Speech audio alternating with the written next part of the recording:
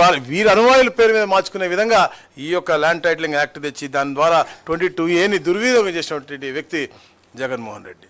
ఈ రోజున కూటమి ప్రభుత్వం వచ్చిన తర్వాత ఈ సమస్యలన్నీ తప్పకుండా పరిష్కరిస్తామని చెప్పేసి 18 నెలల్లో మేము ప్రతి నెల కూడా దీని మీద స్పెషల్ ఒక ప్రోగ్రామ్ చార్ట్ పెట్టుకుని మేము చేస్తా ఉన్నాం. 2024 డిసెంబర్లో మేము గ్రామ సభలు పెట్టాం.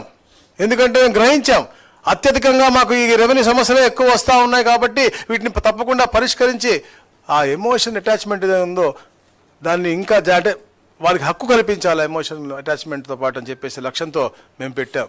దాదాపుగా మాకు అప్పుడు 2,70,000 కేవలం ఈ రీసర్వే సమస్యలే వచ్చినాయి. మాకు అవన్నీ కూడా రీఅడ్రస్ చేశాం. 6,688 గ్రామాల్లో ఏదైతే వాళ్ళు సర్వే చేసి బాగా చేసి పాస్బుక్ ఇచ్చామని చెప్పారో అన్ని తప్పులు తడగ్గా ఉన్నాయి.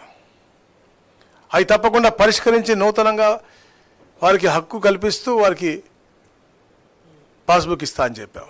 మళ్ళీ మేము రెవెన్యూ సదస్సులు పెట్టాం. ఏదో జాయింట్ ఎల్పిఎంలు ఉన్నాయో అవన్నీ కూడా విడగొట్టి ఇచ్చేదానికి ఉన్న ఫీజు కూడా వేవ్ ఆఫ్ చేశాం. ఇవన్నీ ఎప్పటికప్పుడు చర్చించి గౌరవ ముఖ్యమంత్రి గారి దృష్టికి తీసుకెళ్లి ప్రజలకి ఎక్కడ కూడా ఆర్థిక భారం ఉండకూడదనే లక్ష్యంతో ఈ కార్యక్రమం చేశాం. ఈ రోజున పాస్బుక్లు కూడా